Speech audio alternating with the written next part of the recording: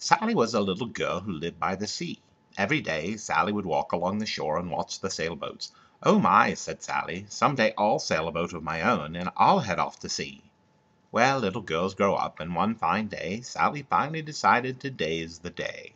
Sally saw an ad for Captain Carl's School of Sailing. Learn how to sail in the comfort of Captain Carl's fancy classroom in just one easy lesson. Har! Well, shiver me timbers, landlubbers.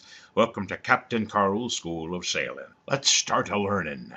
Now, there ain't no left and there ain't no right on a ship. Left be port, and right be starboard. All sailboats have a hull. Rising from the hull, you have a mast, a mainsail, a boom, and a jib. Now let's take a look at our book, Captain Carl's Big Book of Sailing.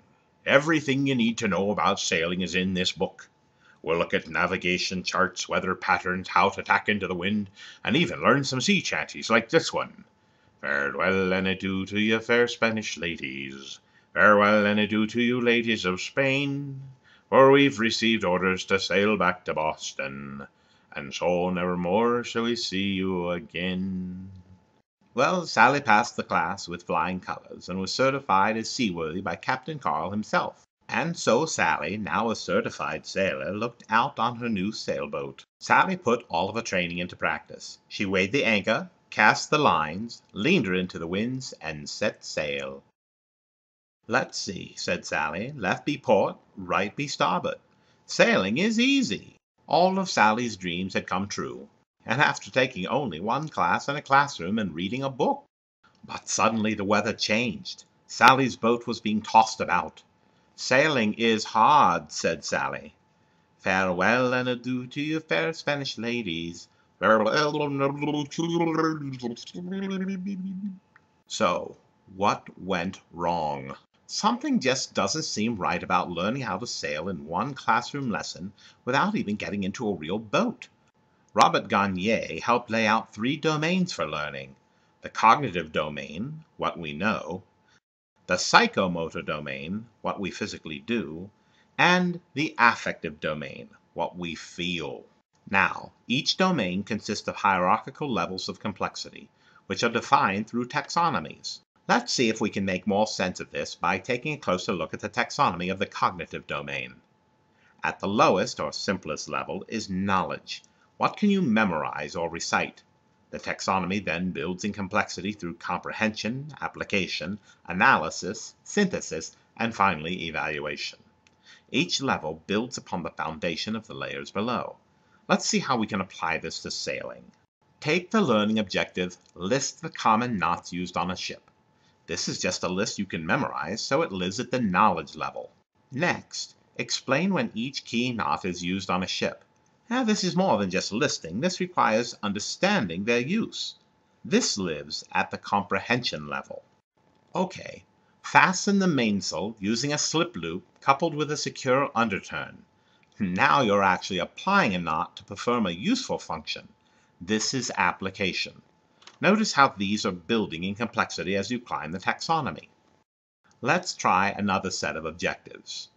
At the knowledge level, we have label the elements of a nautical chart. At the comprehension level, we have interpret a nautical chart. Then, at the application level, we have chart a round-trip course. Next, at the analysis level, we have predict the impact of severe weather on a charted course. And finally, in this set, we have adjust a planned course to accommodate severe weather. This certainly would have come in quite handy for Sally. Again, notice how these objectives build in complexity as they climb the taxonomy. Also, notice the dependency the higher levels have on the lower levels. How can Sally predict the impact to a charted course if she can't interpret a nautical chart? Also, how can she adjust a planned course to accommodate severe weather if she can't predict the impact that severe weather has on her current chart? So let's get back to the problem with Captain Carl's classroom session. Captain Carl's class of lecture and reading focuses on the knowledge and comprehension levels of the taxonomy of the cognitive domain. But think about sailing. Most of sailing's tasks live at the application, analysis, and synthesis levels of the domain. It's impossible to achieve these required higher levels through the lower level instructional strategies that Captain Carl uses. So how can you prevent slipping into the same problems that Sally experienced? Well, first break down the job or task into manageable chunks. Second, classify those chunks into the appropriate learning domains. And third, determine the chunk's appropriate level within the domain's taxonomy. So let's see how things should have worked out for Sally. While looking in the paper, Sally sees an ad for Captain Carl's School of Sailing. But next to that ad is an ad for Quint's school. Now, Quint takes a different approach. Sally will actually learn while serving as a sailor on Quint's ship. She'll start with the basics, but this time applying them at sea. Finally, her test will be to actually plot a course and sail a basic course returning to the docks. This seems like a much better way to learn how to sail, so she decides to learn from Quint instead of Captain Carl. And so Sally sets off to sea.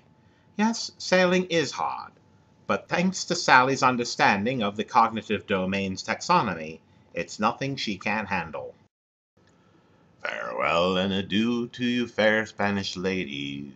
Farewell and adieu to you ladies of Spain. For we've received orders to sail back to Boston, and so nevermore shall we see you again.